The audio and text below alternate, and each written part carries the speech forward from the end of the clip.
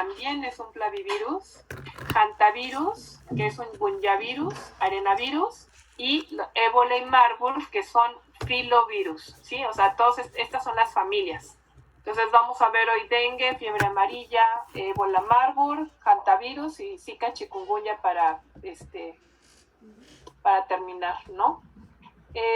La patogenia es la infección es transmitida a través de un vector. El vector en este caso es el Aedes aegypti, que es un mosco, y los mosquitos hembra adquieren el virus cuando pican a alguien que tiene el virus y infectan las células epiteliales del intestino del mosquito. Llegan a la circulación a las glándulas salivales y cuando el mosco hembra pica el hospedero, regurgita la saliva y ahí es cuando hay infección de la persona que es picada por este mosquito que está infectado. El virus infecta células del endotelio capilar, monocitos, macrófagos, y lo que pasa en la persona que pica es que primero hay una viremia y puede haber fiebre, escalofríos, dolor de cabeza, dolor de espalda. Hay una segunda viremia y el virus se puede ir al cerebro, al hígado, a la piel. Y bueno, las células dianas son los monocitos y macrófagos.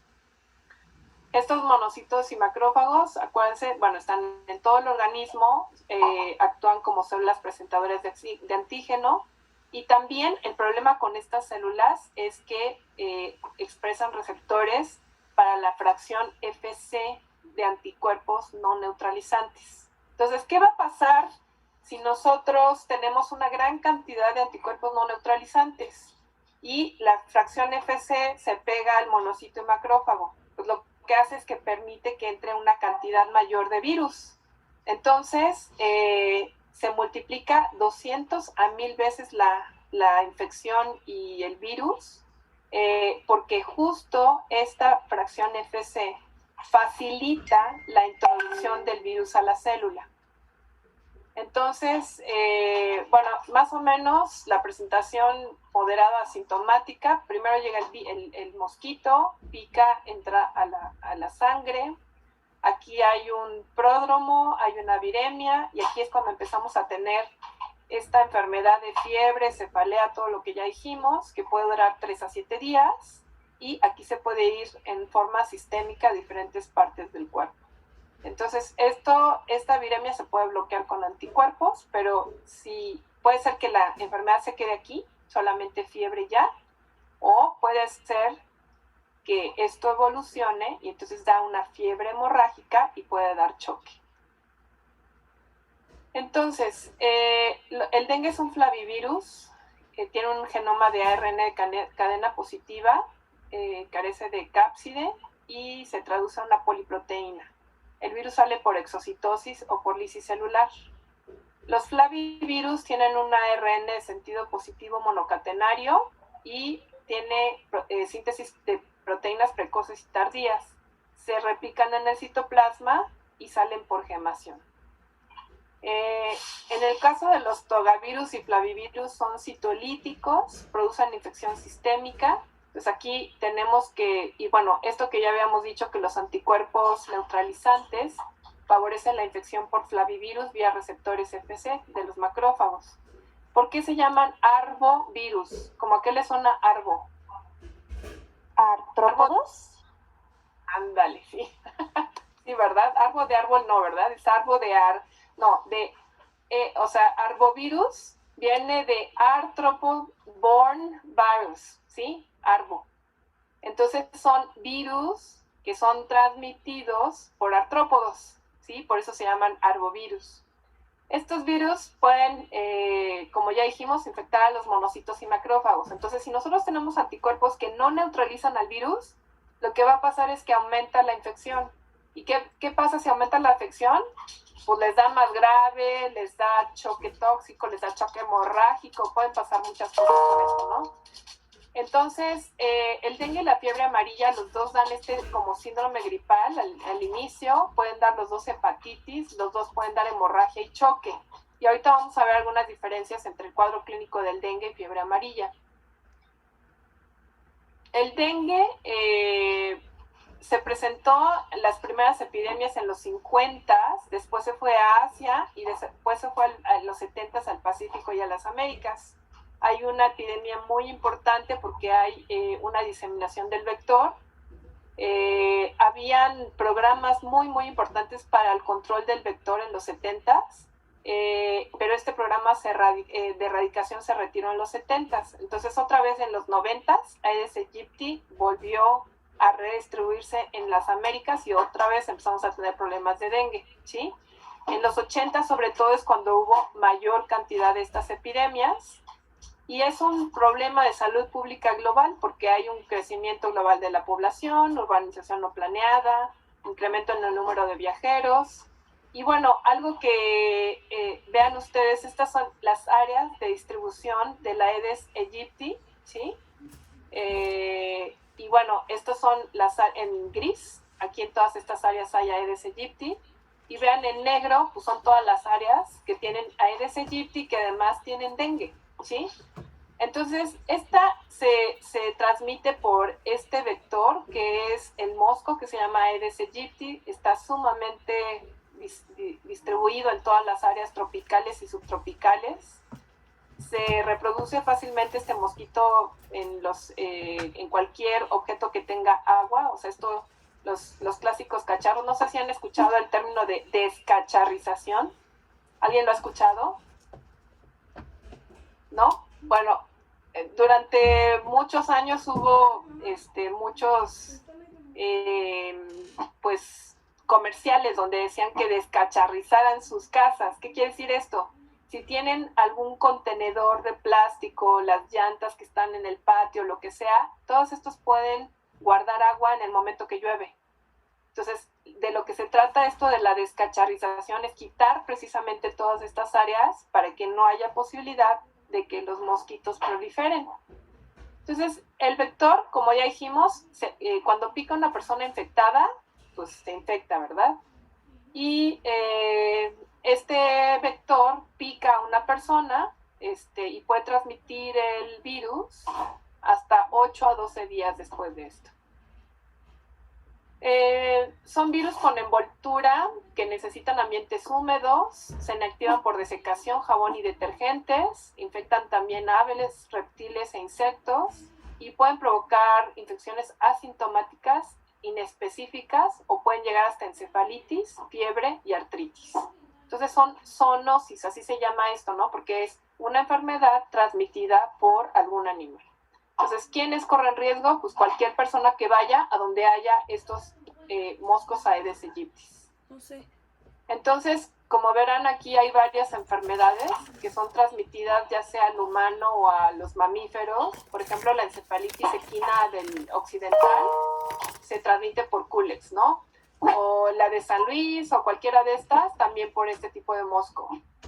Dengue, fiebre amarilla, todas estas por Aedes y otras que pueden transmitirse también a los humanos que, bueno.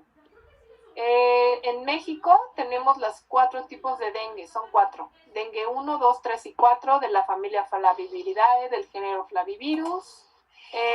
Hay una infección por un serotipo de dengue que va a dejar inmunidad de por vida para ese serotipo, pero no para los otros 3. O sea, no hay una inmunidad cruzada, que ese es el problema.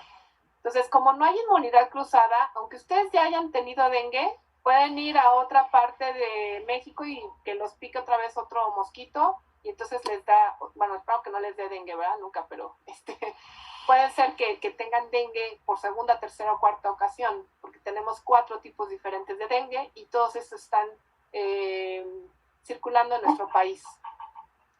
Entonces, hay 2 horarios pico para la actividad de la picadura del dengue. Uno es muy temprano por la mañana, 2 a 3 horas, o por varias horas en la tarde hasta que anochece. Entonces, estos mosquitos hembra pueden transmitir virus a varias personas en muy corto tiempo y es muy común que varias personas de una sola casa se enfermen. Entonces, el periodo de incubación es 3 a 14 días. Entonces, si ustedes le van a dar recomendaciones a sus pacientes, pues, ¿qué es lo que tienen que decirles? Pues que se metan o que si salen a estas horas se pongan repelente, ¿sí? O que se metan a un lugar donde haya mosquiteros. Porque justo cuando hay más moscos es 2 a 3 horas temprano por la mañana y en el momento en que empieza a bajar, no sé si ustedes cuando han ido a la playa se han dado cuenta de eso, que están en la playa y justo cuando está empezando a bajar el sol es cuando ven que empieza a salir muchísimos mosquitos, ¿no? Creo que aquí había una pregunta. La roncha. ¿Perdón? ¿Ves los mosquitos o ya sientes que te picaron y sientes la roncha? Te da comezón, ¿verdad? Sí, eso también pasa. Leonardo, tenía una... Sí, por ejemplo, si te pica te da un tipo de dengue y te vuelve a dar, había leído que te da más fuerte o que te da peor la segunda vez, pero no. Ahí vamos para allá. Espérame tantito. Sí. Totalmente de acuerdo. Cuando te da por el mismo serotipo además o otro tipo, como tienes estos anticuerpos no neutralizantes, lo que pasa es que el virus entra más fácilmente. Entonces tienes mayor replicación, mayor inflamación y te da choque, ¿sí? O dengue hemorrágico. Entonces, a ver, tenemos una infección por el virus del dengue y puede ser que sean asintomáticos, ¿sí? O sea, los pica, tienen la roncha y no les pasa nada. O puede ser que les pique y entonces ya sean sintomáticos. O sea, aquí hay tres posibilidades. Uno es que les dé fiebre y se les quite. Otro es que les dé fiebre, o sea, síndrome febril de dengue, sin hemorragia o con hemorragia. O sea, aquí tenemos dengue. O sea, no es que porque haya las plaquetas un poco bajas o que tengan un poco de sangrado en las encías, ¿sí? Esto sigue siendo dengue. Pero pueden desarrollar algo que es la fiebre hemorrágica del dengue. Aquí sí puede haber extravasación de plasma y aquí hay hemorragia profusa por por varios partes del cuerpo, ¿no? Entonces puede ser sin choque o con choque, ¿sí? Choque, pues que puede ser séptico, puede ser hipovolémico, puede ser de varios tipos, ¿no? En este caso. A ver si nos da tiempo de ver el caso, ojalá nos dé tiempo para que lo vean. La respuesta inmune contra el dengue, o sea, puede dar anticuerpos neutralizantes, pero también puede dar no neutralizantes, que ese es el gran problema. No sé si ustedes escucharon hace algunos años que empezaron a hacer todo un relajo con lo de la vacuna del dengue, porque Sanofi desarrolló una vacuna contra el dengue, pero mucha gente estaba en contra. Entonces, ¿qué fue lo que pasó con esa vacuna? Pues en muchos lugares la empezaron a poner y resulta que no nada más producía anticuerpos neutralizantes, sino anticuerpos no neutralizantes. Entonces, en muchos lugares hubo aumento del caso de pacientes graves e incluso hubo muertes. Entonces, en Tailandia o en no sé dónde, también hicieron una demanda muy grande a Sanofi justo por el uso de esta vacuna, ¿no? Entonces hay que tener mucho cuidado. Estos anticuerpos no neutralizantes, como ya dijimos, se meten a los macrófagos, entonces también aumentan, ¿no? la gravedad. Aquí también hay activación de linfocitos T de memoria, citocinas inflamatorias, reacciones de hipersensibilidad, ruptura de los vasos, hemorragia y pérdida de sangre. Entonces esto, justo por la ruptura de los vasos, por esta inflamación importante. Sí, Sofía, dime. Perdón, doctora, nada más me quedé con una duda de la diapositiva pasada. ¿Cómo se diferencia entre una fiebre indiferenciada y un síndrome febril por dengue sin hemorragia? Por la evolución. En el caso del síndrome febril indiferenciado, o sea, solamente tienes fiebre y ya. El síndrome... Ustedes disculpen, pero tengo un perro muy escandaloso. El síndrome de fiebre del dengue es muy característica de dengue. Si alguna vez ves algún paciente, o yo espero que nunca te dé dengue, ¿verdad? Pero el cuadro clínico del dengue es muy, muy característico. Y bueno, ahorita les voy a hablar de eso, pero normalmente te da fiebre alta, te da mucha dolor en las articulaciones, en los ojos, cefalea intensa, o sea, es una fiebre muy, muy característica y es un cuadro bastante aparatoso, ¿sí? Porque no nada más te duele la cabeza y te da una fiebre altísima, sino que te duelen las articulaciones, no te puedes mover, o sea, es un poco parecido a chikungunya que vamos a ver ahorita, ¿sí? Entonces, así es como lo diferencias. Y aparte, pues, viajaste a algún lugar, te picó un mosco, está todo el antecedente epidemiológico, ¿no? Que ya conocen ustedes de por qué, digo, durante los casos clínicos han visto que esta investigación epidemiológica es súper importante, ¿no? Porque les dan como muchos datos de qué es lo que puede pasar. A ver, Ana Gabriela, ¿levantaste la mano? Sí, bueno, es que yo apenas en septiembre me dio dengue y justo iba a decir que sí, se siente bien feo porque estaba yo bien y de repente me empezó a doler la mano y no podía mover mis dedos bien y luego las piernas y la espalda y me dio un dolor de cabeza horrible y también un buen de fiebre. Y justo también con lo de es que aquí donde vivo es como muy tropical, está como un ambiente muy propicio para el mosquito. Entonces igual pasaron a decir justo lo de descacharrízate para evitar eso, porque hubo muchos casos de dengue aquí en donde vivo. ¿En dónde vives, Ana Gabriela?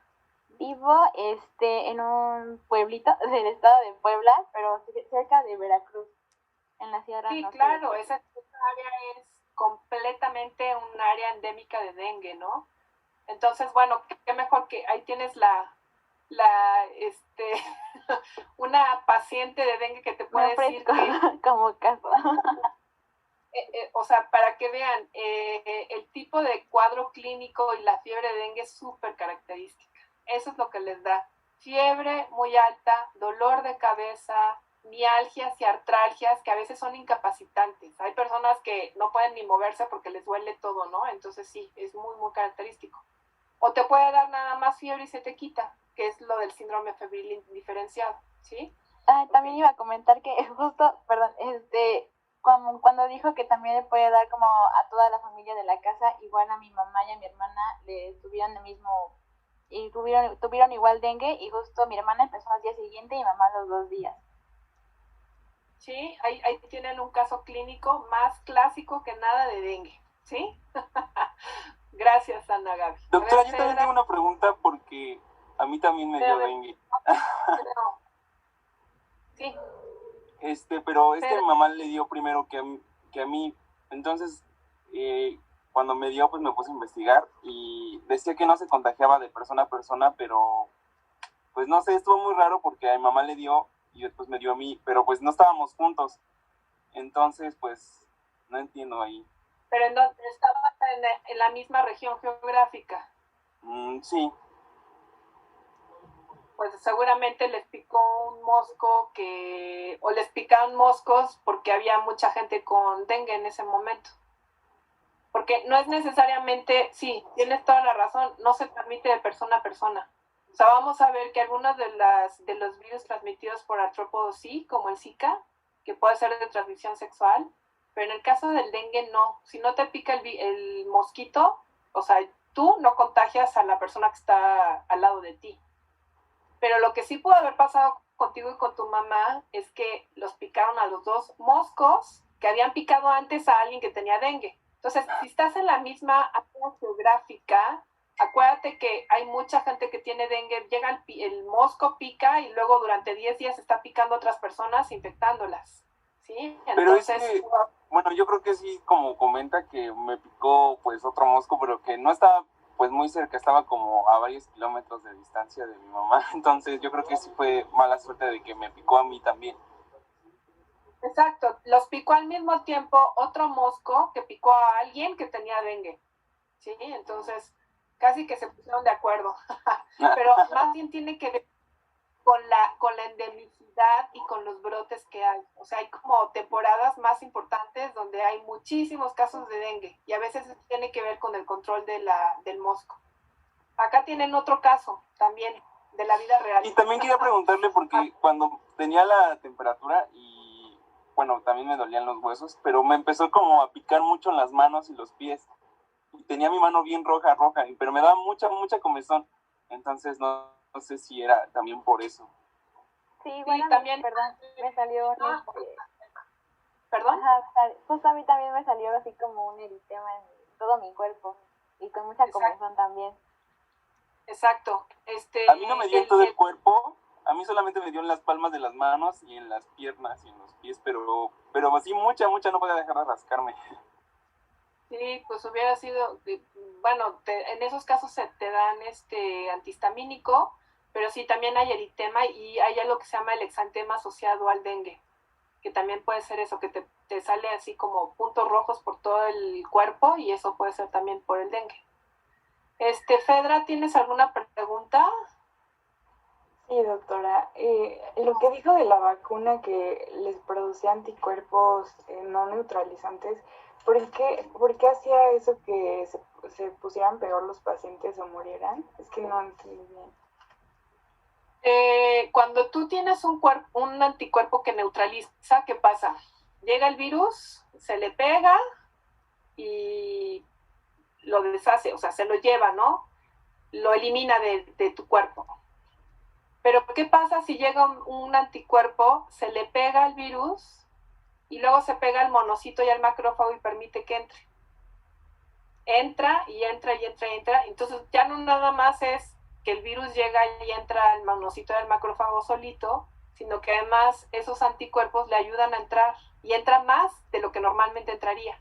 Entonces, si tú tienes una replicación activa del virus muy, muy alta, pues lo que te va a causar es que tienes una inflamación severa y entonces te da dengue hemorrágico o te da dengue grave, ¿sí? Entonces, por eso, para y para muchas otras enfermedades, es importante los anticuerpos neutralizantes. Y siempre hay que ver que los anticuerpos no neutralizantes no causen una enfermedad mayor. De hecho, ahorita con las vacunas de COVID, por ejemplo, algo que están buscando con todas las vacunas es justo eso, que no produzcan anticuerpos no neutralizantes, que den más daño pulmonar, por ejemplo, ¿no? Bueno, entonces, Doctora, una última pregunta, perdón. Sí. También quería preguntarle, porque había mencionado que lo de la hemorragia se provoca por se debilita el vaso y se rompe, ¿no? Pero... Inflamación, telitis, sí. Pero es que también, pues, me decían mucho, yo creo que también a Gaby le decían de las plaquetas, porque, pues, hay una disminución de las plaquetas, porque yo llegué a tener 100 de plaquetas, entonces, pues no sé si eso también tenga que ver con la hemorragia o Sí, sea... por supuesto, todo suma, pero dentro de la fisiopatología de por qué empiezas con el sangrado, es por esto, ¿sí? De que hay alteración directa, hay una endotelitis y entonces hay ruptura de los vasos y sangras. Otra cosa aparte es que además afecta a las plaquetas, hay trombocitopenia. Entonces, ¿qué necesitas cuando tienes una hemorragia? Pues que lleguen las plaquetas, se peguen, haga un coágulo y dejes de sangrar. Pero si además de todo tienes bajas las plaquetas, por supuesto que eso suma a la hemorragia, definitivamente. Sí, Leonardo. Bueno, entonces vean ustedes el área del área de dengue y pues todas estas donde hay muchos casos de que ya tuvieron dengue, que se vuelven a infectar y así es donde hay muchos casos de fiebre hemorrágica por dengue. El dengue clásico es aparición súbita, fiebre muy elevada, mialgias, artralgia, cefalea, dolor retroorbital. No sé si a los que les dolía muchísimo los ojos. Eso es muy característico también del dengue. Sí. Náusea, debilidad y el exantema que estábamos diciendo, el enantema, ¿no? Bueno, el exantema y pues esta eritema de las palmas y las plantas. También puede tener alteración del gusto, dinofagia, esta fiebre dura hasta 7 días, puede haber las conjuntivas rojas, puede estar roja la faringe también, los ganglios linfáticos todos crecidos, y bueno, puede haber también un exantema, que es lo que decíamos, hasta en un 50% que aparece en los primeros 2 a 6 días. Puede ser maculopapular o escarlatiniforme, empieza en el tronco y se va hacia la cara y a las extremidades, se desaparece en 2 a 3 días y después hay descamación. Entonces, el dengue clásico también podemos tener petequias y equimosis, que es por lo que decía su compañero, ¿no? O sea, algo que también se asocia al dengue clásico es la disminución de las plaquetas. Entonces, hay sangrados, pero no son sangrados tan fuertes, ¿sí? O sea, si se lavan los dientes, les pueden sangrar las encías. Entonces, algo que se les dice a los pacientes es que no se laven los dientes con el cepillo, sino que hagan como enjuagues o algo, porque si se lavan los dientes, pueden empezar a sangrar de la boca, ¿sí? Por el nivel de plaquetas tan bajo. Puede haber también sangrado gastrointestinal o hematuria. Y bueno, ¿qué vamos a encontrar en el laboratorio? Linfocitos atípicos, neutropenia, alteraciones de la función hepática y trombocitopenia, menor de 100,000, es lo que normalmente se ve. Diagnóstico diferencial, pues con cualquier otro virus que les dé exantemas, ¿no? Sarampión, rubiola, influenza, tifoidea, enterovirus. Bueno, influenza no por exantemas, sino por la fiebre importante y por los ojos rojos, ¿sí? ¿Se acuerdan que la influenza da un cuadro también muy característico de mucha fiebre, dolor de cabeza, los ojos rojos? Entonces vean cómo hay muchos cuadros que se podrían parecer. Pero entonces aquí es súper importante este antecedente epidemiológico, ¿no? En donde vive, es un área endémica, ha habido otros casos de dengue, te picó un mosco, tienes una roncha, ¿no? Todo eso es importante para saber o poder orientar cuál es la posible etiología. El dengue hemorrágico, bueno, esto no, porque ya es como muy viejito. Se da también en adultos, las manifestaciones empiezan durante la defervescencia. Nosotros hemos tenido en México diferentes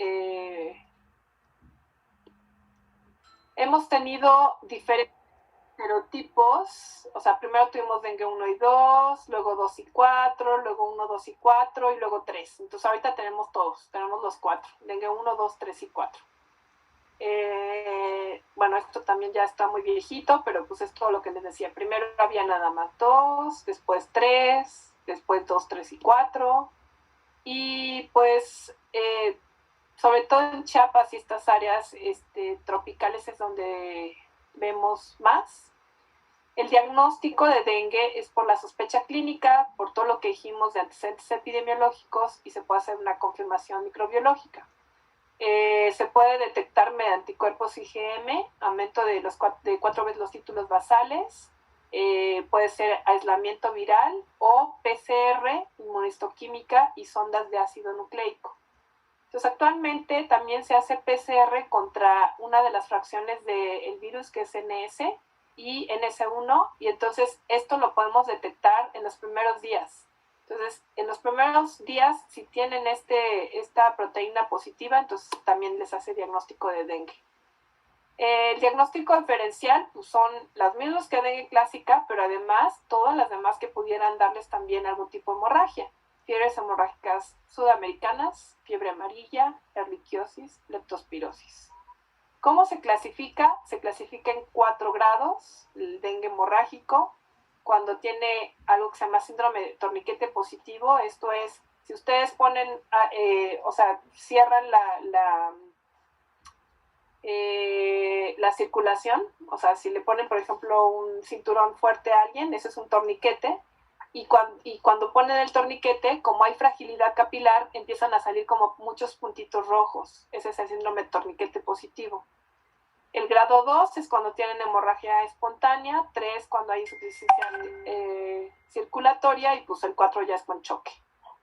El tratamiento pues es ambulatorio para el dengue clásico, hidratación oral. Acuérdense lo de la aspirina, el síndrome de Reye, entonces no hay que dar aspirina, y pues solamente hospitalización en personas que puedan complicarse.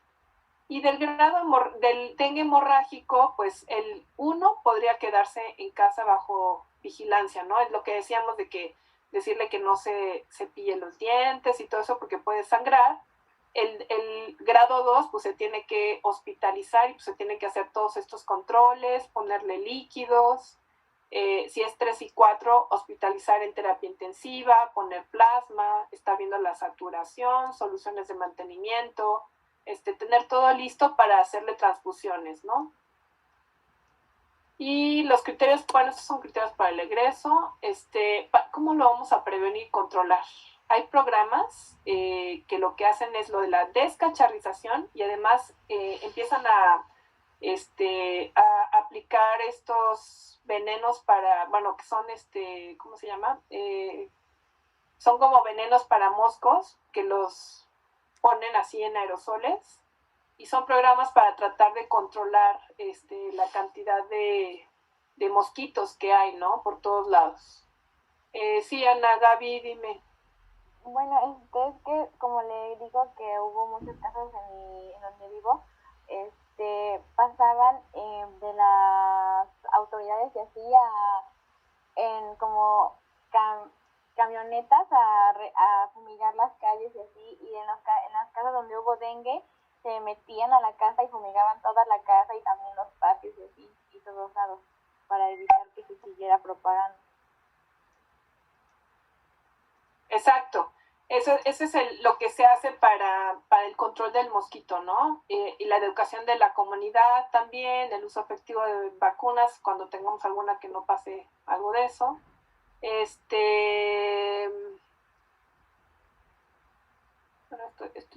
es rollo de salud pública. Ok. Bueno, normalmente el ciclo del natural de los mosquitos es que ponen el huevecillo. Entonces pasan a larvas estadio 1, 2, 3 y 4, que es acuático, se forman pupas y luego ya tienen un ciclo aéreo. Entonces lo que tienen que hacer precisamente es eliminar estos criaderos, ¿sí? Y en la forma de, ya cuando está en el ciclo aéreo, lo que se hace son estas nebulizaciones que ya les platicó Ana Gaby, ¿no? Hay muchos programas en los que pasan haciendo estas fumigaciones o estas nebulizaciones para tratar de controlar el mosquito aéreo, pero también es súper importante, o bueno, también ponen antilarvarios para el control de la transmisión activa y evitar precisamente esto de los huevecillos, pero lo más importante es esto, ¿no? La eliminación de criaderos. Si no tienen estos cacharros, estos lugares con agua donde se puedan formar estas acumulaciones de agua, entonces disminuye el riesgo. Entonces, la vacuna de dengue fue comercializada en 2016, pero en 2017 Sanofi saca un comunicado acerca de que la vacuna causa casos más graves. Entonces, pues ya la suspendieron, ¿no?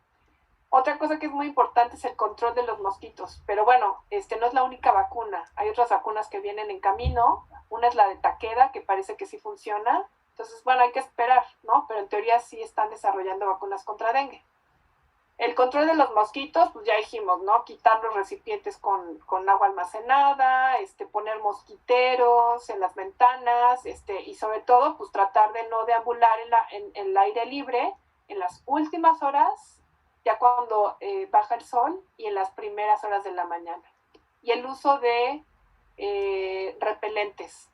Entonces, por ejemplo, si ustedes tienen un paciente, los que vayan a ser pediatras, esto es algo que siempre preguntan las mamás, ¿no? Es que me voy a ir a la playa con el niño y entonces qué cuidados hay que tener.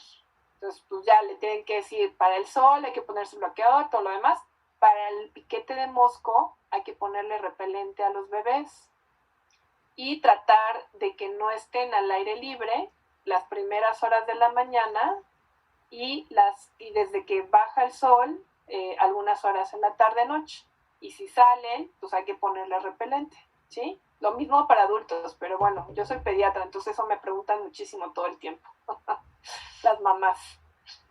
Bueno, la fiebre amarilla, pues ya vimos que es un flavivirus también, entonces todo eso ya lo revisamos. Vamos a ver específicamente el cuadro clínico. El cuadro clínico puede presentarse desde una gripa autolimitada hasta una fiebre hemorrágica que causa 50% de la mortalidad. El periodo de incubación es de 3 a 6 días. Y en el periodo de infección vamos a tener fiebre, mialgias, enrojecimiento facial, este signo que es la bradicardia, cefalea, inyección conjuntival, leucopenia. y después puede haber una fiebre muy, muy elevada, o sea, es como un periodo prodrómico, bueno, no prodrómico, porque en realidad, pues aquí ya tienen todo el cuadro activo, pero después puede ponerse peor el paciente y entonces tener fiebre muy elevada, dolor lumbosacro, cefalea, náusea, vómito y somnolencia. ¿Qué pasa en este caso? Pues se desarrolla una enfermedad hemorrágica multisistémica. Este virus tiene una predilección o una afinidad por los hepatocitos. Entonces, además de que da una fiebre hemorrágica, además es ictericia importante, por eso se llama fiebre amarilla. Entonces, esta enfermedad puede dar, si ya hay una hemorragia multisistémica, hay debilidad muscular, ictericia, hay hematemesis, sangrado gastrointestinal. ¿Saben qué es hematemesis? Si ustedes no me preguntan, yo les pregunto. ¿Qué es hematemesis? ¿Vómito con sangre? Justo, vómito con sangre, sangrado en encías, hemorragias petequiales o purpúricas, que esto también nos habla de plaquetas, ¿no? Cuando son petequias, que son como manchas moradas, eso tiene que ver con baja de plaquetas. Vómito, diátesis hemorrágica, esto es, empiezan a sangrar por todos lados, epistaxis es de la nariz, y después de tanto pérdida de sangre por todos lados, llega hipotensión, choque, acidez metabólica y se mueren entre 10 a 7 días. Y algo que es muy característico de esta fiebre amarilla, pues si ustedes se fijan, en realidad podría ser un cuadro clínico pues, de un dengue hemorrágico, ¿no? Nada más que cómo lo van a diferenciar, porque tiene un daño hepático muy, muy importante y tiene ictericia. ¿Cómo saben que tiene daño hepático? Pues la TGO, la TGP, las bilirrubinas, todo está súper elevado. ¿Cómo hacemos el diagnóstico? Pues serológico con IgM o IgG, aislamiento viral o PCR, sondas de ácido nucleico o inmunohistoquímica. Prevención y control. Aquí sí tenemos una vacuna, ¿sí? Entonces, afortunadamente, nosotros en México no tenemos fiebre amarilla. Pero si ustedes van a ir a algún lugar endémico donde puedan adquirir la fiebre amarilla, de hecho es un requisito de los países y de las líneas aéreas que ustedes lleven un certificado que diga que les pusieron la vacuna de fiebre amarilla. No sé si ustedes saben, pero tenemos una clínica del viajero de la Facultad de Medicina de la UNAM en el Aeropuerto Internacional de la Ciudad de México. De hecho, ellos dependen de mí, ¿no? Dependen de la Subdivisión de Investigación Clínica. En esa clínica, ustedes pueden adquirir antimaláricos y además se pueden poner todas las vacunas necesarias de acuerdo al lugar que van ustedes a viajar. Entonces, por ejemplo, cuando fueron en Brasil cuando fueron las Olimpiadas, los Panamericanos, una competencia también internacional de fútbol, cuando fueron a Rusia, todo eso, sobre todo los que fueron a Brasil y Colombia, nos tocó vacunar a toda la federación, ¿no? de atletismo y de los mexicanos que iban a participar allá, y pues todos los que iban también a Brasil, porque ese es un área endémica de fiebre amarilla. Entonces, ¿qué es lo que se hace? Se pone una vacuna atenuada, que la cepa es, el serotipo es 17D, es una sola dosis subcutánea y produce hasta 95% de inmunidad. Entonces, ¿a quién se debe poner? Personas que vayan a lugares endémicos de fiebre amarilla.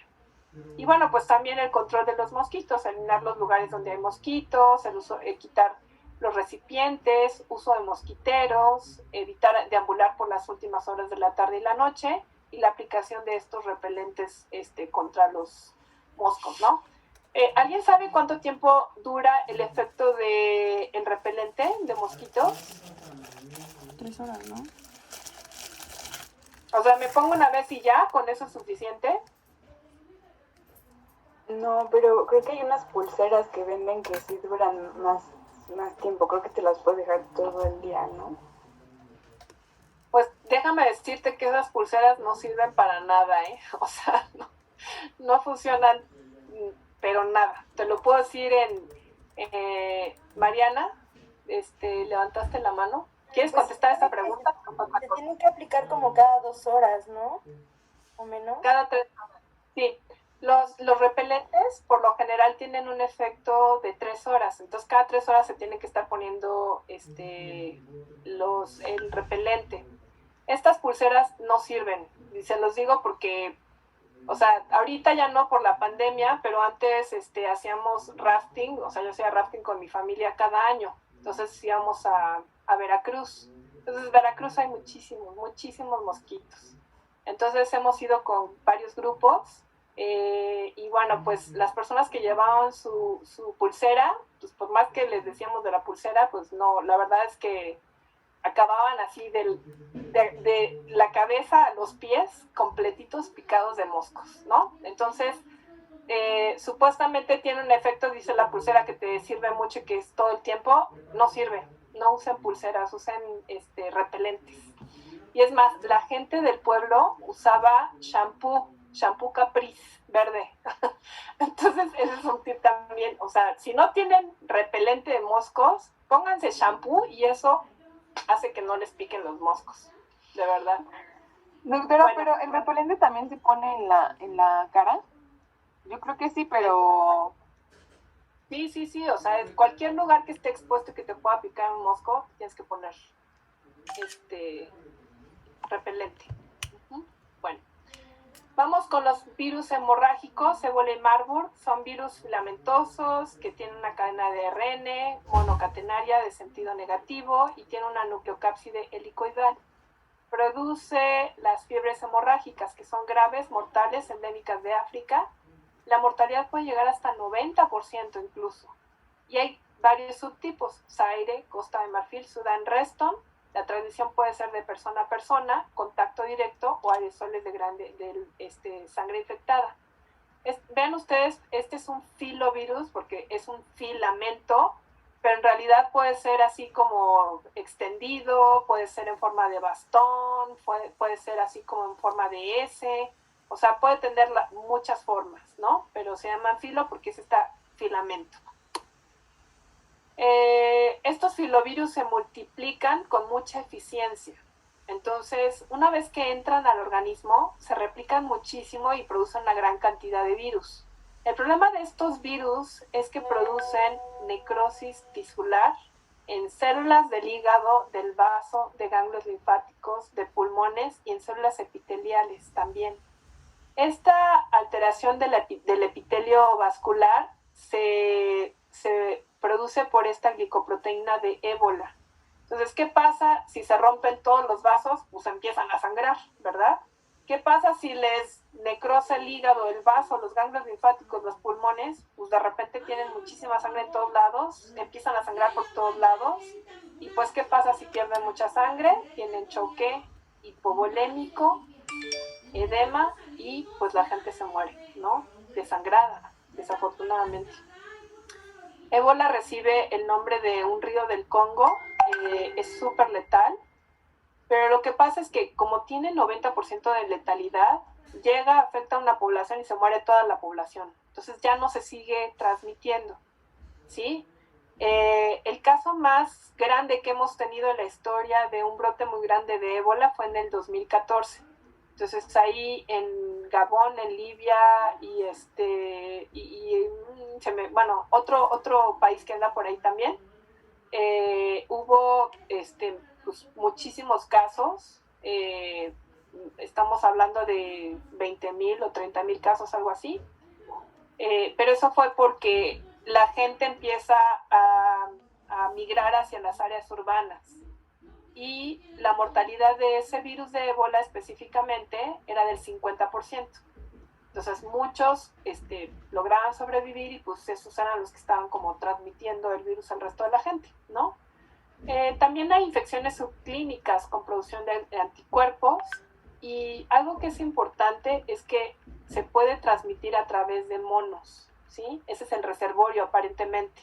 Entonces hay muchas películas que han hecho relacionadas con el ébola, y pues casi siempre es el mono que capturan en África, se lo llevan a Estados Unidos y entonces empiezan a enfermar todos y se mueren, ¿no? así es la película esta de Contagio, no me acuerdo cómo se llama, no sé si la han visto, y justo así empieza, ¿no? Con el mono que llega en la caja y pues infecta a todos, o sea, los manejadores de los monos, y luego tiene que encontrar al mono para poder hacer los anticuerpos, ¿no? Aunque eso sí ya es pura, es algo ficticio, porque en realidad si tienen un enfermo, pues de ahí pueden ustedes aislar el virus y hacer todo, ¿no?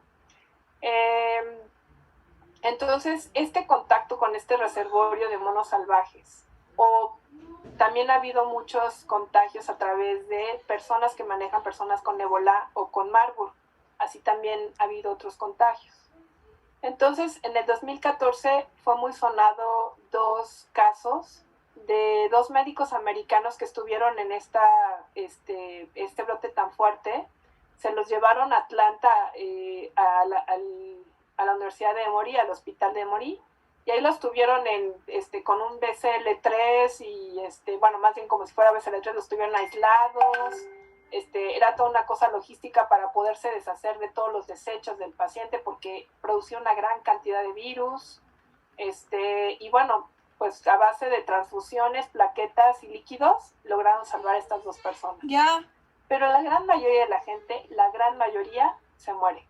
¿Y cómo se infectaron estas personas? Porque estaban cuidando a africanos que tenían la enfermedad. Entonces así fue como contrajeron la enfermedad. Y bueno, pues personal médico, manejadores de mono, son personal de riesgo. Estos virus son la causa más grave de fiebres hemorrágicas y pues primero empieza como cualquier otro virus, como una gripita, cefalea, mialgia. Después va empeorando el cuadro, entonces ya hay náuseas, vómito, diarrea y puede aparecer un exantema. Y después de eso empiezan con hemorragias en múltiples puntos, gastrointestinal por las conjuntivas en la nariz y fallece el 90%. El diagnóstico de laboratorio es por detección del antígeno viral mediante inmunofluorescencia, PCR, ELISA o detección de anticuerpos. Y bueno, pues lo único que hay es que se tiene que hacer cuarentena, sacrificio a los animales. Y bueno, ahorita en teoría ya hay anticuerpos monoclonales para ébola. Pero pues ahorita lo que estaba escuchando el otro día es que acaban de aprobar para uso de emergencia también, o por la FDA, estos anticuerpos monoclonales para tratar el ébola. Tenemos también el virus de Marburg, no sé por qué no lo tengo aquí, pero bueno, el Marburg, nada más les quiero decir que se comporta igual, también es un filovirus, diagnóstico y todo es exactamente igual. La única diferencia es que el Marburg obtiene su nombre de un área en Alemania donde había un laboratorio donde precisamente llevaron unos monos y estas personas que trabajaban con los monos se contagiaron y de ahí adquiere este nombre de Marburg. De género bunyavirus tenemos a los hantavirus, que causa fiebre hemorrágica. De los bunyavirus hay 200 virus relacionados, son virus de ARN de sentido negativo, se multiplican en el citoplasma, afecta al humano y a los artrópodos y se puede transmitir por los dos. En 1993 se vio que causaba casos de neumonía, sobre todo en estas áreas de Estados Unidos. Aquí los reservorios son diferentes, vean que no son moscos, son roedores. Y lo que causa son un síndrome pulmonar. Entonces da una neumonía fulminante, ¿sí? Y son casos de neumonía importante. ¿Cómo se puede prevenir? Pues evitar aerosoles de orina y heces fecales de ratones. Por eso cuando se vayan a tomar una coca en una lata, lávenla bien, por favor, porque no saben ustedes si estuvo en el almacén y pues qué bichos le hayan caído. Y bueno, pues esto se asocia hantavirus a eso, ¿no? Los roedores son el reservorio y vector. El humano lo adquiere por respirar aire contaminado con esta orina infectada del roedor, perdón. La viremia empieza primero con síntomas gripales, puede haber virus en el sistema nervioso central, en el endotelio vascular, es importante la respuesta de anticuerpos y el virus aquí ataca principalmente al pulmón y aquí causa una hemorragia tisular y una enfermedad pulmonar letal. Puede haber también fiebre hemorrágica con hemorragias petequiales, equimosis, epistaxis, hematemesis, melena. O sea, todo esto quiere decir hemorragias en las encías, en la nariz, por las heces, sangre coagulada, hemorragias en las encías. Y bueno, el síndrome pulmonar de hantavirus da edema pulmonar intersticial, insuficiencia respiratoria y los pacientes se mueren. El periodo de incubación es 3 a 7 días, fiebre, escalofrío, cefalea, náusea, vómito, diarrea, y en pocas horas es cuando tenemos ya mortalidad. La forma de diagnóstico es por PCR. En la biometría hemática se ven leucocitos con neutrofilia, los anticuerpos o Western blot nos pueden hacer el diagnóstico, y bueno, cultivo viral no se hace.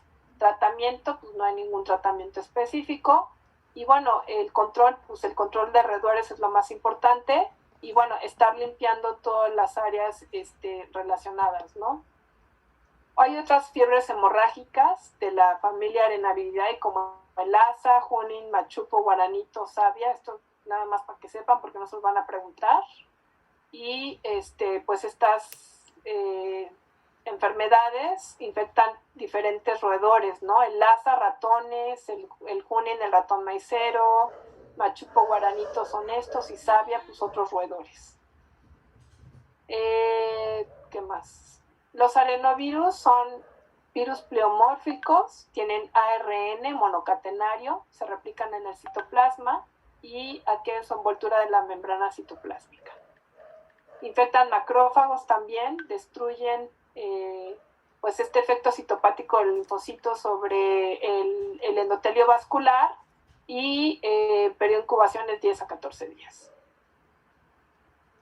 En el caso de la fiebre hemorrágica argentina, que también es causado por un Arenaviridae, el calomis son como también roedores que se encuentran cerca de Buenos Aires, y el virus es a través de aerosoles, predomina en otoño e invierno y se reportan más o menos 4,000 casos anuales, es 9 veces más frecuente en la población rural y solo el 10% de los casos en menores de 14 años. La hemorrágica boliviana empezó a verse entre 1963 a 64, se puede adquirir intradomiciliariamente y es también por aerosoles de los roedores.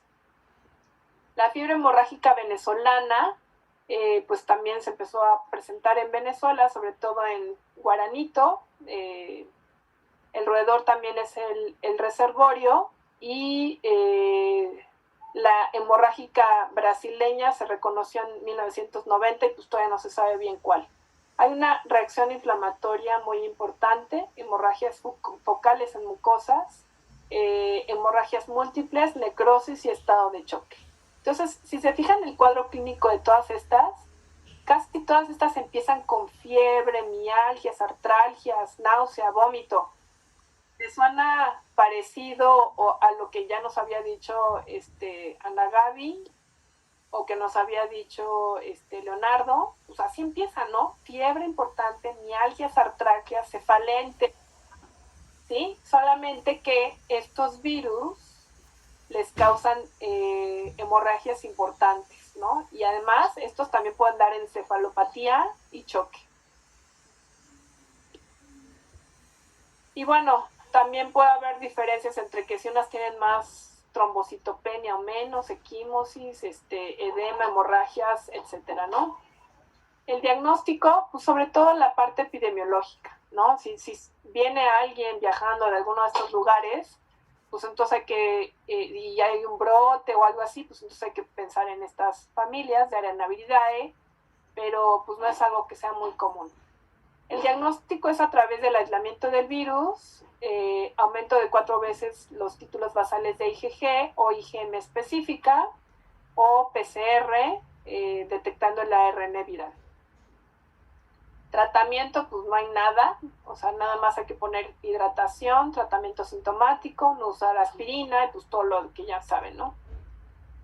Y la prevención, pues el control del vector. Si ustedes controlan los vectores, pues todas estas enfermedades hemorrágicas se pueden controlar también. Hay vacunas para Junin y para Lassa también. Listo. Bueno, son las 12. Tomen 5 minutos en lo que voy abriendo la que sigue y para que se despejen un poco, vayan al baño, tomen agua, lo que ustedes quieran. Voy. Regresamos 12, 7, 8, 9, 10.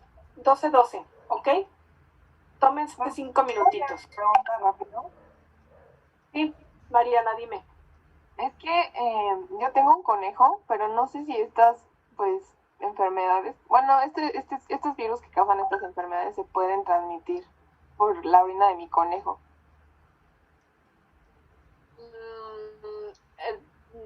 Que yo sepa, los conejos, o sea, no te podían dar algún tipo de fiebre hemorrágica, pero sí hay otras cosas que te pueden dar los conejos, ¿no? Salmonela y pues otras cosas.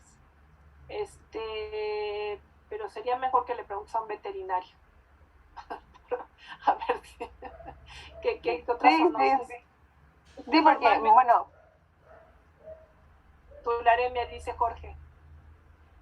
Sí, hay varias enfermedades que te pueden transmitir los animales, ¿no? Que tienen las mascotas.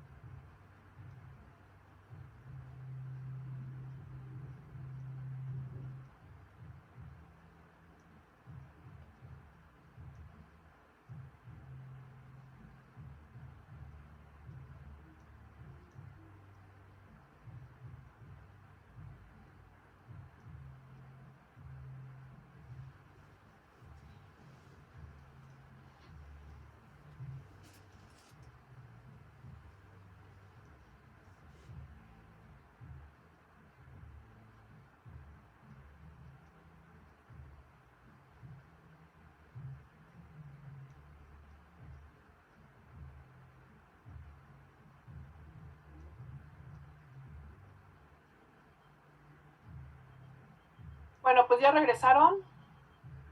Vamos a ver, nos falta chikungunya, Zika, y les voy a pasar un poquito de algunos datos que me faltó pasarles sobre COVID, que son bastante interesantes e importantes. Chikungunya también es un arbovirus. Como les decía, esto de arbovirus viene, pues no de árbol, sino de arthropod-borne viruses, ¿sí? Aquí viene de arbo. ¿Qué quiere decir virus transmitidos por artrópodos? Es de la familia Togaviridae, género alfavirus. También hay un grupo que se llama el Semiki Forest, el Rose River, y todos que también están dentro de este grupo. Y chikungunya, en Kimakonde, que es de donde viene, en Tanzania, significa doblar o encorvar. Y ahorita van a ver por qué. El virus de chikungunya es un virus envuelto, cubierto por una membrana lipídica, tiene una nucleocápside icosaédrica, un genoma de RNA de sentido positivo, de una sola cadena, codifica para 5 proteínas estructurales y 4 no estructurales.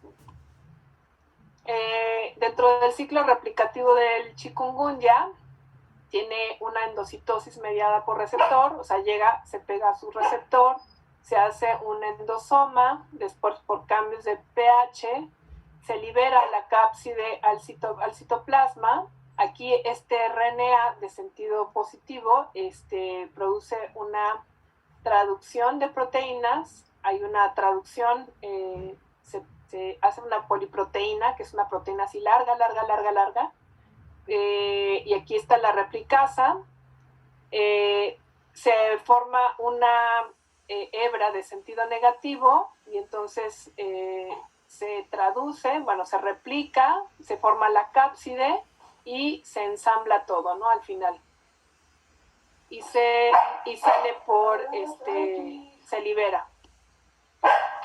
En 1952 es cuando se describe por primera vez el virus de chikungunya en Tanzania, como les había dicho, en África, y se describe cómo se transmite este virus, los signos y síntomas de la enfermedad en los 60s, en los 70s y 75, diagnóstico y tratamiento, y bueno, pues empieza a haber brotes en los años 2000.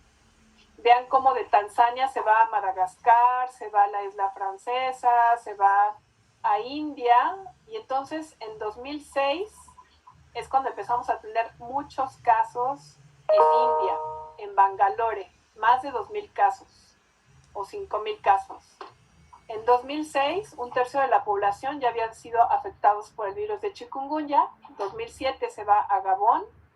Y bueno, desde 2007 vean cómo empieza a viajar de un lado a otro, se va a Europa, en 2010 también. Después, en 2013 empieza a llegar a América, y pues bueno, era una enfermedad emergente y pues ahorita ya es una enfermedad endémica, ¿sí? Ya se encuentra donde haya mosquitos Aedes aegypti, por lo tanto pues tenemos por todos lados este virus. En México llega en 2014-2015, gracias a que tenemos el Aedes aegyptus, ¿sí? En 30 estados de la República tenemos el Aedes aegyptus y en el Aedes albopictus en 15 lugares. O sea, aquí el vector es precisamente estos dos virus, estos dos mosquitos, el Aedes aegypti y el Aedes albopictus. En México, pues hemos tenido varios casos y como ven, pues llegó en 2014-2015, pero llegó para quedarse, ¿no? Hemos tenido muchos casos a lo largo de los años y va a seguir habiendo casos de chikungunya. Se transmite a través del mosco Aedes aegypti o el albopictus. Y bueno, el ciclo biológico ya lo vimos, ¿no? Que es de la pupa y tiene un estado de larva que es acuático, y bueno, pues luego es aéreo y va y pica. Tiene un ciclo selvático y un ciclo urbano también del mosco Aedes. Y bueno, pues estos son los cacharros, ¿no? Que decíamos. En baldes, en tinajas, en llantas viejas, en huecos de ladrillos, botellas vacías, ¿sí? Todo esto puede pues propagar este desarrollo de los Aedes aegyptis, y pues lo que hay que hacer es eliminar los criaderos. ¿Cómo se infecta el mosco? Pues es igual, ¿no? Llega el mosco, pica a alguien que tiene el virus, y entonces pues lo transmite a otra persona cuando se está picando a otra persona. Ahora, ¿cuál es la patogénesis? Se replica primero en los fibroblastos, en las células musculares, endoteliales, macrófagos, y después este virus afecta muy importantemente a las articulaciones.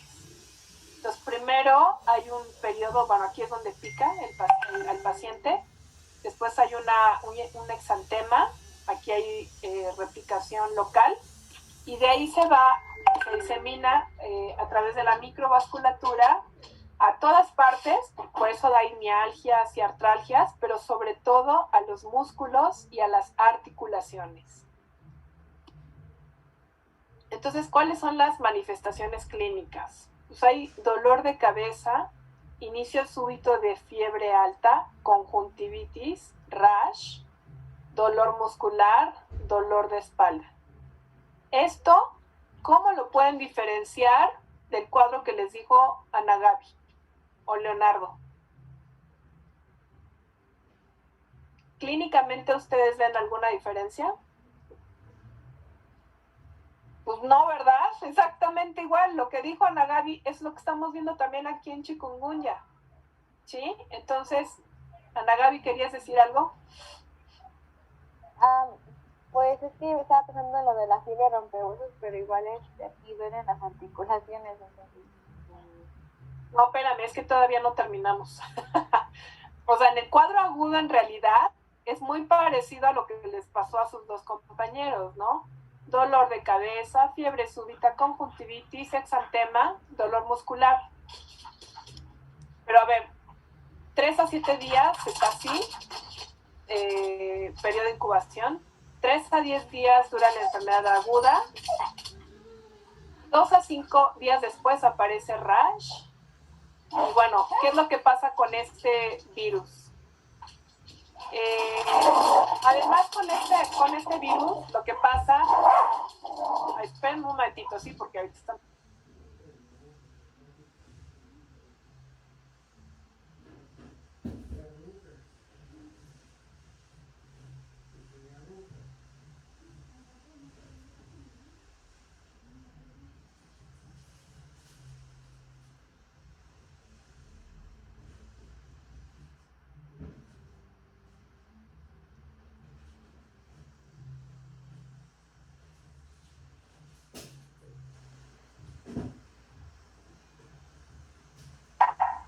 Perdón, es que está muy escandaloso, entonces no se oye.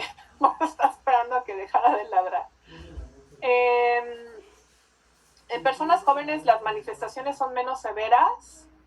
La recuperación depende de la edad. O sea, personas que de la tercera edad la recuperación es mucho más larga. Pero ven como personas entre 30 y 40 años hasta 2 meses en recuperarse. La enfermedad febril en realidad es autolimitada, ¿sí? Que dura 1 a 12 días. Pero después de esto, después de esta fiebre tan importante y todo lo que dijimos, pueden quedar algunos síntomas hasta 1 año incluso, ¿no? Dolor musculoesquelético, artralgias, ¿sí? Estos dolores importantes de las articulaciones, fatiga, cefalea, náusea, vómito, conjuntivitis, todo esto también puede pasar. Y pues esta fase aguda, como ya dijimos, se puede confundir con dengue clásico.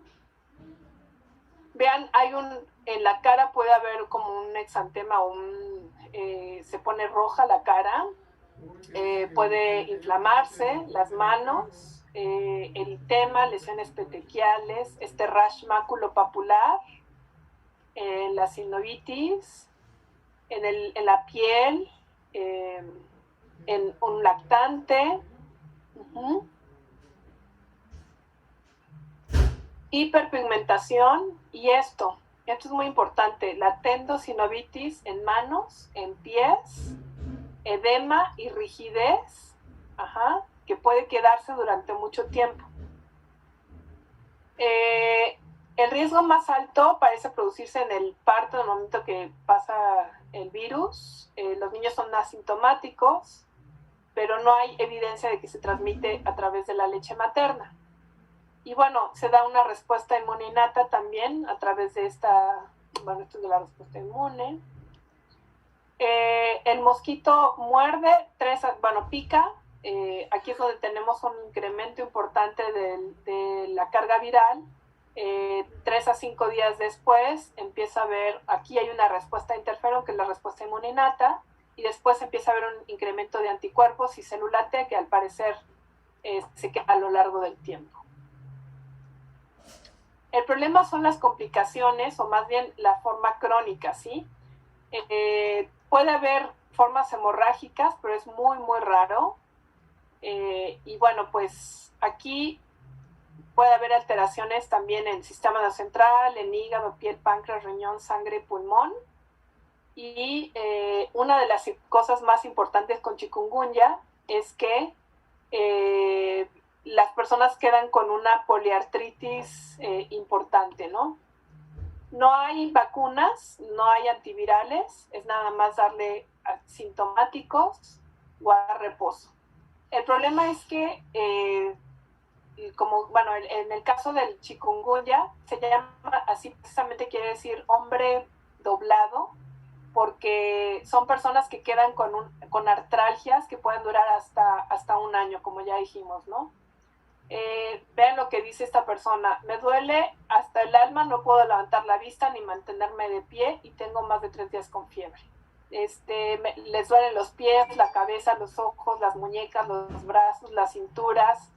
¿Sí? Vean ustedes cómo aquí, en este caso, esta persona que les estoy pasando tiene esta rigidez de manos, ¿sí? Que 5 años antes se infectó por chikungunya. Entonces es una de las características de chikungunya que afecta importantemente a las articulaciones. Entonces esto causa que el paciente esté doblado y por eso quiere decir en este idioma de Tanzania, persona encorvada, ¿no?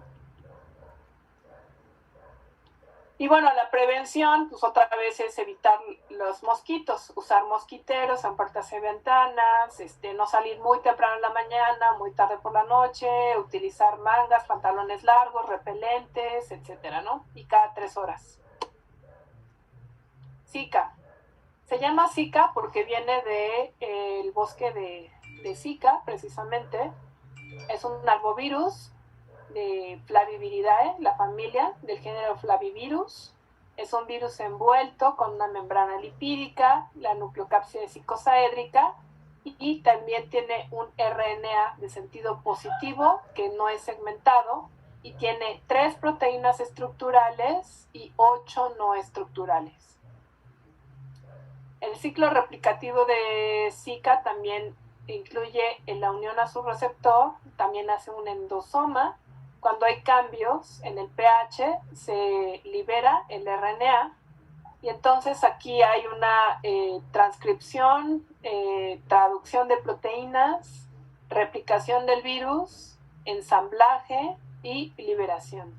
También el virus puede entrar directamente a través de la unión de anticuerpos.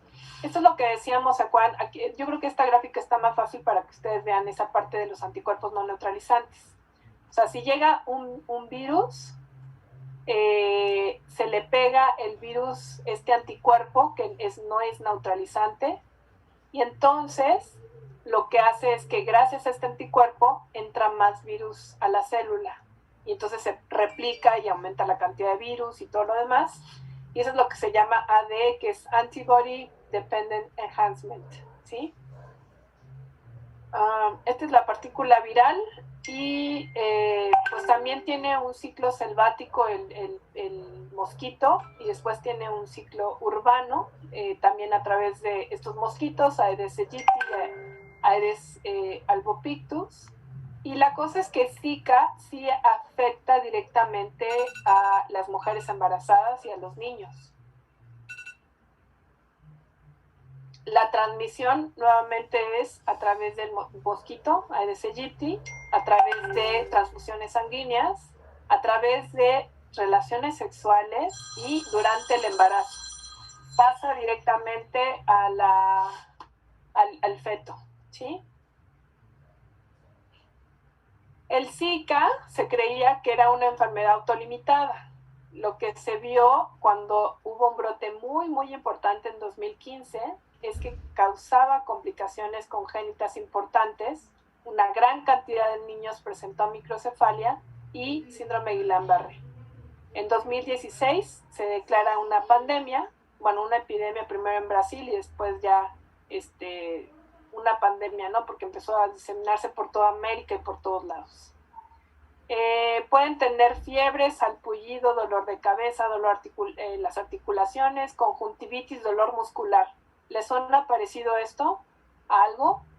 Pues a Zika y a dengue, ¿no? O sea, se parece muchísimo al dengue clásico y se parece muchísimo al chikungunya. La diferencia aquí con Zika es un flavivirus también, es precisamente si ustedes tienen chikungunya, o bueno, ustedes no, pero si alguien tiene chikungunya, va a tener dolores articulares muy importantes que pueden ser incapacitantes y que pueden durar hasta un año incluso. Entonces el diagnóstico realmente pues va a tener que ser serológico, porque si ustedes ven, pues todos es en la misma área, todos se transmiten por los mismos moscos, todos tienen un cuadro clínico muy parecido, entonces es muy difícil poder distinguir dengue de Zika de chikungunya, ¿sí? Entonces se sabe que hay alteraciones fetales severas, síndrome de Guillain-Barré, y bueno, pues al parecer es la única que se transmite por contacto sexual. No han visto, ninguna de las otras puede ser transmitido así.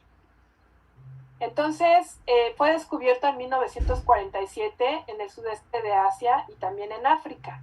Se aisló por primera vez en un humano en el 68, pero ahí estaba, o sea, estaba ahí en Asia y en África y no se movía. En 2007 es cuando se encuentra en Micronesia, 2013, 2014 llega al Pacífico Sur, 2014 en Nueva Caledonia, en 28 de enero de 2014 en Chile, y pues de ahí para arriba, ¿no? Empezó todo el brote de Zika. En 2015 hubo 1.300.000 casos en Brasil, y bueno, en 2016 ya había 39 países afectados, incluyendo México. En el caso de México, empezaron 2 casos en 2015, y de ahí vean la cantidad de casos, 11.000 casos, 5.400 en el 2017, y pues así estamos, constantemente sigue aumentando y sigue habiendo casos de Zika. Entonces vean cómo pues viajó de Asia y de África chikungunya, y pues de acá para acá Zika, ¿no? Así es como llegó Zika a la Polinesia francesa, de ahí a Chile, de ahí a Brasil, y pues de ahí hasta el resto del continente americano.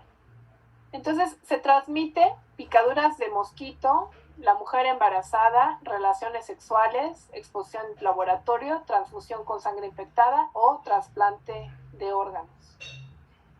El Zika tiene tropismo celular hacia el cerebro, a la placenta, a los ovarios, al útero y a la vagina, a líquidos corporales y a los ojos. El periodo de incubación es 3 a 14 días, y las mujeres embarazadas pueden tener el Zika, ¿no? Durante mucho tiempo, y el virus han encontrado que continúa en el semen y en la orina, en semen varios meses incluso.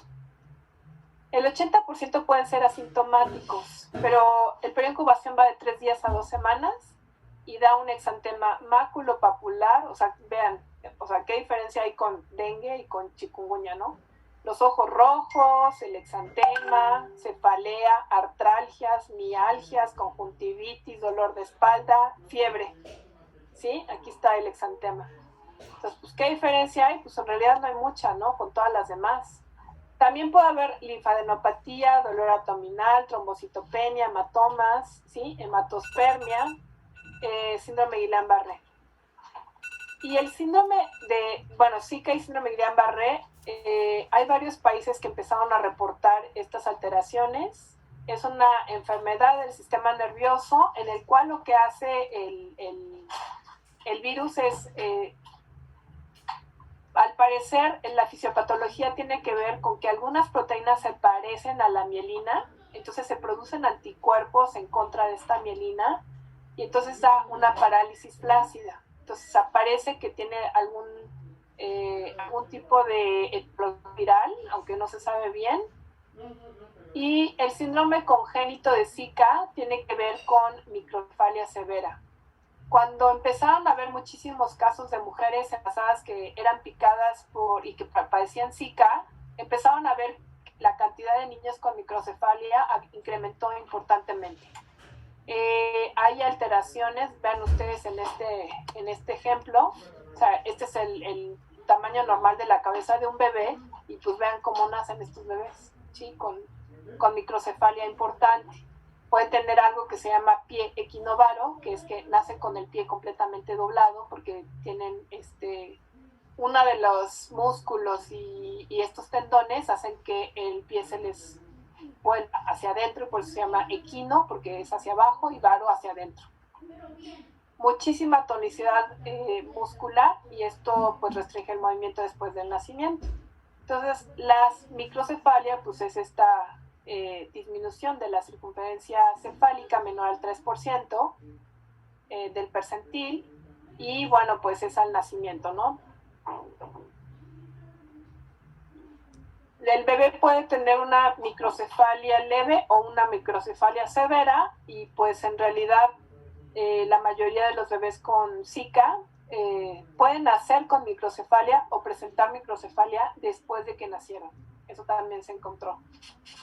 El diagnóstico diferencial, pues ya vimos, dengue, chikungunya, pero otros que les pueden dar también fiebres hemorrágicas, fiebres con exantemas, también son diagnóstico diferencial. Y bueno, aquí tenemos algunas características que son más de una etiología que de otra. Por ejemplo, la fiebre es muchísimo más alta en dengue y chikungunya, hay mayor rash en Zika, hay mayor conjuntivitis en Zika, hay más artralgias en chikungunya, mialgia, cefalea, pues hay en los tres, y hay más hemorragia y choque, o más bien la hemorragia y choque se da solamente con dengue, ¿sí? Con Zika y chikungunya no. Pero vean cómo estos tres son súper parecidos. La diferencia va a ser, chikungunya da más artralgias, Zika da más conjuntivitis, y dengue les puede dar dengue hemorrágico.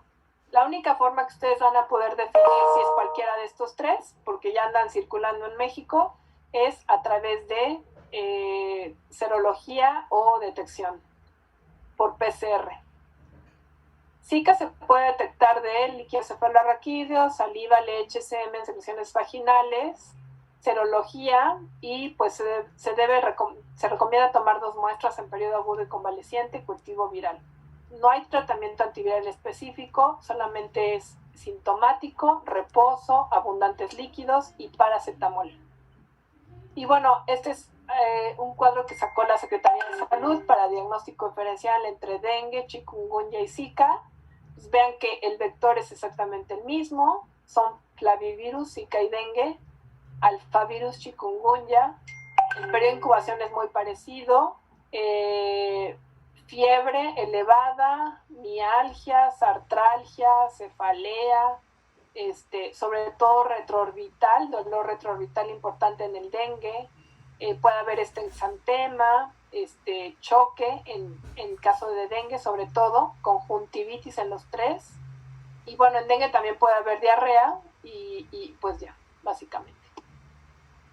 Complicaciones, pues sobre todo con el dengue hemorrágico y con Zika, alteraciones neurológicas.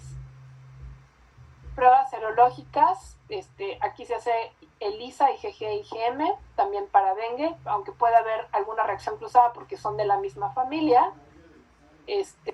Con otros flavivirus, por ejemplo, para chikungunya, hace reacción cruzada con dengue, fiebre del Nilo y fiebre amarilla.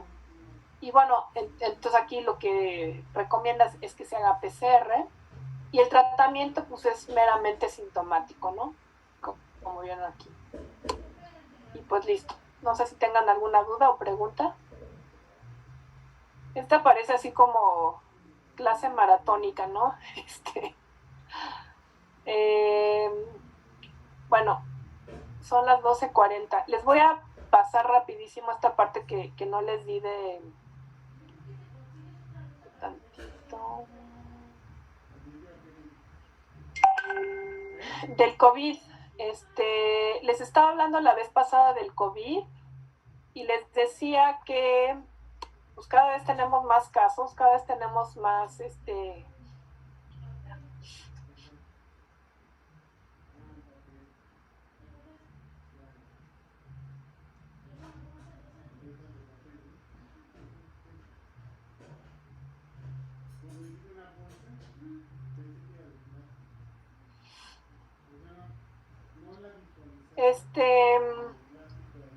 ya tenemos 95 millones. ¿Se acuerdan que cuando la vez pasada que les di la clase teníamos cerca de, no me acuerdo, como 30 millones, algo así? 30 millones, ajá, 20 y tantos. 30 millones, que les decía que había, en estos meses había aumentado, o sea, 200 veces, 200% el número de casos.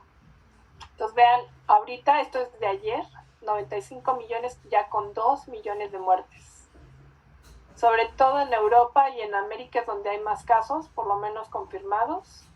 En México, 1.000.000, casi 700.000 casos, con 142.000 muertes.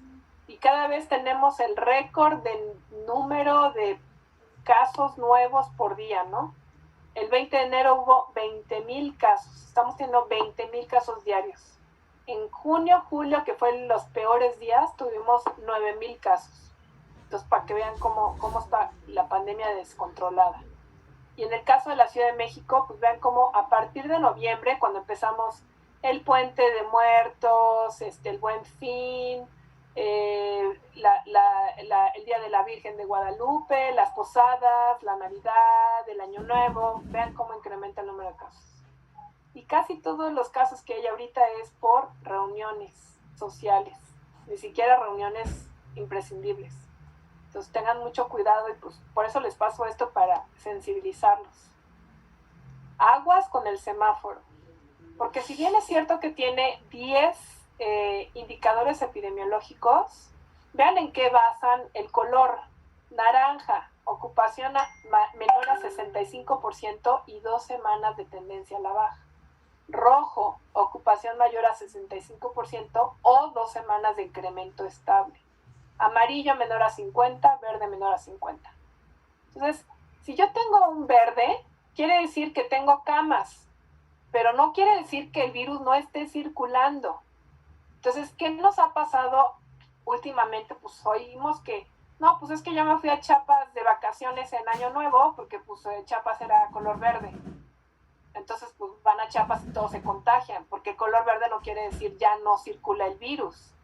Y si hay gente que se mueve de México a Chiapas, ¿ustedes creen que el virus no va a circular? Pues al contrario, ¿no? O sea, toda la gente se mueve por todo el país y por lo tanto hay una gran circulación del virus. El semáforo no tiene nada que ver con el riesgo de infección, ni tiene nada que ver con el riesgo de transmisión comunitaria. Entonces, esto para mí es súper importante que ustedes, como alumnos míos, lo entiendan, ¿sí? ¿Cómo estamos en México? Pues, o sea, teníamos, no sé si escucharon las noticias, pero lo que dijo la jefa de gobierno es que incrementaron la capacidad hospitalaria en un 48%. Entonces tenían 5.000 camas, 5.000. O sea, ahorita tenemos 8.000 camas. Entonces vean cómo está el truco de los números que les presentan y ustedes siempre analícenlo con ojo crítico, porque si nosotros tomamos en cuenta la capacidad hospitalaria que teníamos, que era de 5.000 antes de que empezara todo esto, pues ahorita ya tenemos una capacidad hospitalaria de 8.000 y aún así dicen que la ocupación hospitalaria está en 90%. En realidad, si tuviéramos la capacidad anterior, pues ahorita tendríamos 180%, ¿no?, de capacidad de ocupación hospitalaria respecto a días previos. Pero ¿qué es lo que hacen? Pues aumentan el número de camas y entonces dicen, nada más tenemos el 90%. Entonces, mucho cuidado con esto que les digan, porque esto es pura manipulación.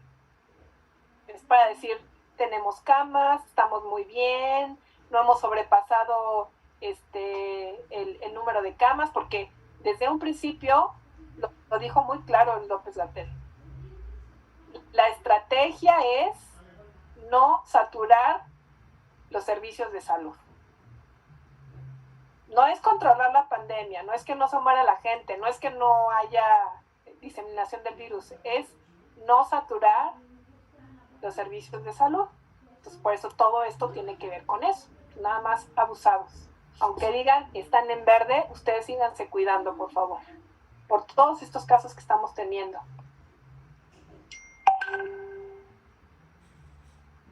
Yo, desde que empezó la pandemia y que he estado dando pláticas de COVID, siempre consulto que es la Universidad de Washington, hacen proyecciones. Esta proyección se hizo más o menos pues por ahí de mitades o principios de diciembre, y fíjense, decían que para febrero iba a haber 134,000 casos. Febrero, 134,000 casos. Pues los 134,000 los alcanzamos en enero, y es más, seguimos en enero y son 146,000 casos, para que vean el incremento tan importante que ha habido en los últimos meses, y que incluso están mucho más elevadas las proyecciones. Esto estamos hablando solamente de muertos, y esto basado en los datos de la Secretaría de Salud. Pero sí se puede, o sea, sí se puede controlar la epidemia. A ver, ¿por qué Australia, vean, tiene 3 casos? ¿O por qué Taiwán tiene 2 casos nada más? Camerún 0, Nueva Zelanda 0 casos. Han tenido 1,140 casos a lo largo de toda la pandemia. Entonces sí se puede. Es cuestión de tener buenas políticas de salud, ¿no? Afganistán, Bélgica, China, que fueron los primeros que tuvieron los primeros casos. Vean ya cómo está, 96 casos diarios. O sea, sí tienen brotes y todo, pero lo están constantemente controlando, y pues vean cómo sube y baja. India era uno de los que peor estaban, son los que más casos tienen, y sin embargo, ¿qué hicieron? Pues quién sabe, es lo que quiero ver, qué política, qué estrategia de salud utilizaron, porque vean, India ya va para abajo. Es un país que tiene mucha más población que nosotros, viven en hacinamiento, toda la gente es súper pobre, o sea, se parecen mucho a algunas áreas de nuestro país y de nuestra ciudad, pero vean su curva, o sea, ya bajó. ¿Qué hizo India? ¿Quién sabe? Eso lo tengo que investigar. ¿Qué pasó, Sofía? Yo quería comentar que, bueno, respecto a un país que lo está controlando muy bien, que es Taiwán, tengo un tío que vive allá, y por una cuestión importante tuvo que salir del país. Entonces, al regresar, no solamente, o sea, estaba muy supervisado en cuanto a contar con el equipo de protección durante el viaje, pero fue una cuarentena de 20 días en la que no pudo pisar ni siquiera fuera de su casa, y pues los tienen muy bien cuidados, ¿no? No solo en cuanto a no salir de su casa, pero también se aseguran de que mínimo cuenten con una canasta básica. O sea, antes de la cuarentena les suministran de cosas, y como que se cercioran realmente de que no tengan por qué salir y que estén bien dentro de sus casas, ¿no? O sea, está muy regulado, y hay una persona, no sé si son voluntarios o cómo funciona, pero diario van a checar, o sea, los van a ver, pero obviamente con el equipo más especializado. Entonces, pues tienen una vigilancia increíble, ¿no? No sé qué tan viable sería poder hacer eso aquí en México, pero esa es una de las razones por las cuales está tan bien controlado. Sí, precisamente, Sofía, gracias por tu comentario. Justo es lo que está haciendo Nueva Zelanda y todos los demás. Cada vez que entra alguien, están pidiendo una prueba de antígeno o de PCR que sea negativa, o incluso una vez que llegan tienen que hacer la cuarentena. De esa forma se cercioran que la gente que viene de fuera no les lleve otra vez el virus a su país, ¿no? Pero además, pues la gente es muy responsable, ¿no? Todos utilizan cubrebocas aunque no tengan tanta circulación del virus. Si les dicen, tienen que quedarse en casa, bueno, les ayudan porque les dan apoyos económicos, pero por ejemplo en Europa, ahí, si salen después de las 9 de la noche, les ponen multas de 500 euros, ¿no? Y aquí vamos a apelar a la buena voluntad y a a que toda la gente es muy responsable. O sea, ¿tú crees que somos responsables? Claro que no, todo el mundo, por eso tenemos 20,000 casos diarios, estamos peor que nunca. Sí, pero eso tiene que ver con las políticas de salud pública. Y bueno, tampoco pueden decir todos quédense en casa o los multo, porque pues, más del 50% de la población depende de salir a trabajar, si no, no comen, ¿sí? Entonces no hay buenos programas de apoyo a estas personas para que no tengan que salir, porque si no salen no comen, entonces pues tienen que salir. ¿Y cuáles son las consecuencias? Esto. Pero el problema es que ahorita no es estas personas que están enfermas y que están hospitalizadas y que están muriendo, no es porque salieron a trabajar porque no comían, sino porque se fueron de vacaciones a Acapulco, a Puerto Vallarta, hicieron sus grandes fiestas familiares, ¿no? Ese es el gran problema, que la gente no hace conciencia, las autoridades no hacen conciencia en la gente. Ese es el problema. Entonces yo por eso quiero hacer conciencia en ustedes, por lo menos. Ustedes que son mis alumnos, que sepan esto que les voy a... Digo, no vamos a ver caso clínico hoy, pero a mí me interesa mucho que vean esto. Como les dije, sí se puede controlar, ¿no? Vean ustedes cómo se ven las curvas. ¿Y qué pasa con otros países? Bueno, tenemos varios tipos de curvas, ¿no? Aquellos que lo tenían súper bien controlado, de repente, ¡prum!, así, tienen 300,000 casos en Japón. Corea del Sur, Tailandia, Canadá, pues tuvieron un primer brote, pero pues ahorita ya están descontrolados. Entonces, esto es muy característico por ejemplo, la pandemia del 1918 de la influenza española, tuvo este comportamiento, ¿sí? Una primera ola chiquita y una segunda ola que fue mucho peor, con más casos, más muertes que la primera ola. ¿Qué es lo que pasa aquí? Pues todos tienen esto, o sea, todos cerraron sus países y China bajó, ¿no? Pero luego empezaron, no, que ya hay que abrir la economía, no sé qué, restaurantes, bares, todo el mundo saliendo, nadie usa cubrebocas y otra vez, ¿no? Otra vez para arriba. Entonces, lo que pasa aquí es que hay un relajamiento importante de todas estas medidas y entonces toda Europa empezaron a tener una gran cantidad de casos. Entonces vean cómo los que controlan súper bien y suben, los que tuvieron un primer brote y un segundo rebrote súper importante, y los que, como México, jamás han logrado controlar absolutamente nada, ¿sí? Y aquí tenemos a Argentina, tenemos a Brasil, tenemos a Rusia. Vean, Estados Unidos es el peor de todos. Está completamente descontrolado. Tiene un primer pico, un segundo, pues no sería rebrote porque nunca baja el brote, más bien un repunte, ¿sí? Y aquí un tercero, cuarto, quinto, sexto repunte. Ahorita tienen la mayor cantidad de casos, vean, nuevos casos por día, 250,000 casos, muchísima gente se muere por eso. ¿Qué es lo que hemos hecho para tratar de controlar esto? O sea, vean, esta es una gráfica del porcentaje de personas que se quedaron en casa en México durante... ¿Se acuerdan que nos cerraron a todos? Desde marzo nos encerraron y pues las farmacias y las tiendas pues también bajó un 20% la visita, la gente dejó de ir a sus trabajos en un 40-50%, el tránsito, los parques, todo esto hasta un 60%, y esto, el pico fue en abril y después en junio abrieron todo. ¿Se acuerdan que les enseñaba los países que sí lograron pues medio bajar de un pequeño pico y después nada, ¿no? Aquí tenemos a Italia y Nueva Zelanda. Vean ustedes, comparadas con México y Estados Unidos, que son los peores de todos, actividades recreativas. Actividades recreativas, España, Italia y Nueva Zelanda bajaron hasta 90%, 90%. México 60% y Estados Unidos 40%. ¿Sí? O sea, no se dejaron de mover como deberían de haberse dejado de mover. ¿Qué pasa con farmacias y tiendas departamentales, ¿no? De alimentos? Vean ustedes, Nueva Zelanda, España, Italia, 90%. O sea, nadie se movía. ¿Y qué pasa en México y en Estados Unidos? 50-60%. O sea, el 50% de la gente iba a las farmacias y a los siguientes lugares. ¿Qué les quiero decir con esto?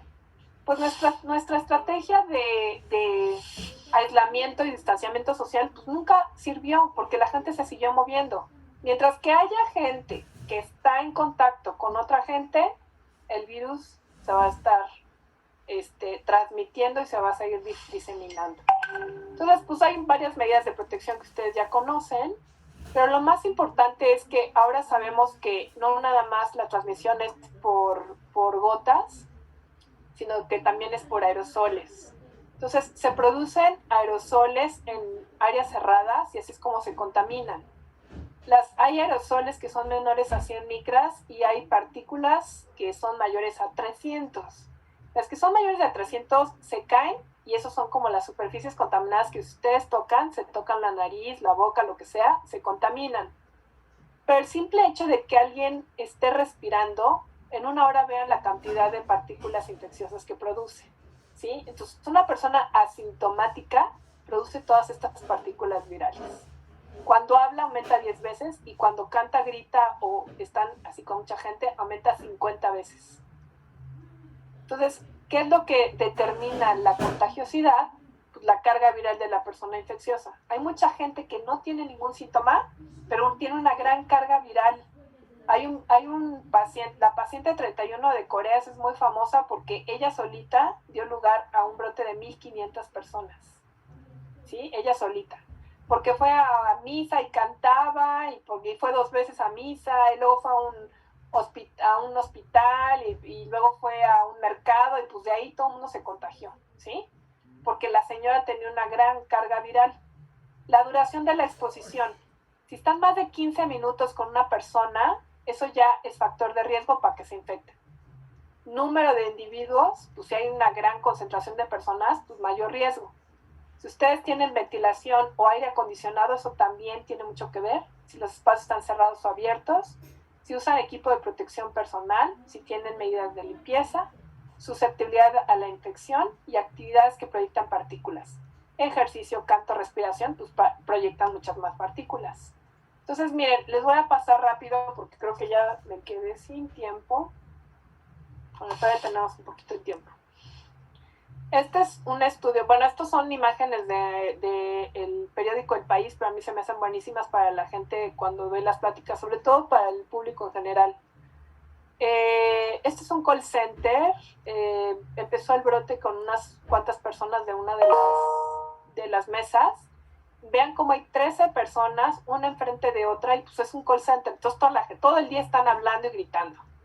Están todos en un área cerrada que no tiene ventilación y están horas, ¿no? 8 horas por lo menos todos juntos. De todos estos, de este piso, se contagiaron 79 de 137. Esto es un 60% de los empleados.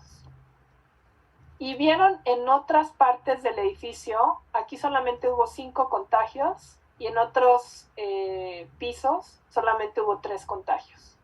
Y eso que todas las personas compartían pues los elevadores, el lobby, tocaban. Entonces, ¿qué les dice esto? Pues en realidad el contagio no es tanto por tocar el botón del elevador, ni por tocar el área que la otra persona tocó, sino que aquí el contagio es mucho más importante por esta interacción continua de personas con al aire. Espérenme tantito, por favor. Bueno, Belén, te hablo en un momentito, estoy terminando una clase. Sí, espérame. Entonces hay una gran cantidad de personas que están hablando y generando estas partículas. Entonces, ¿qué les dice esto? Pues la transmisión aérea es la más importante, ¿no?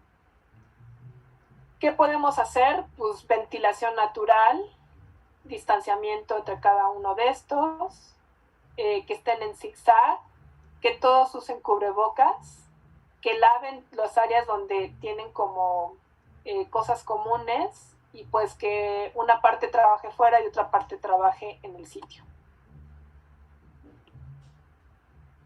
Este brote en un restaurante de China. Aquí está el paciente que no tiene síntomas, pero está infectado. Sí, eso fue el que empezó. Aquí tienen aires acondicionados que tienen este tipo de circulación. este restaurante 90 personas. Solamente estos, los de la mesa C y la mesa B, fueron los que se contagiaron, 10 pacientes en total. Pero vean qué hace el aire acondicionado. Saca el aire y lo circula de esta forma, ¿sí? Entonces, a pesar de que aquí había gente y habían los meseros, llegaban, pasaban, los que se contagiaron son estos, los que estaban en esta área, ¿sí? Entonces, ¿qué les dice esto? Pues la transmisión aérea es súper importante.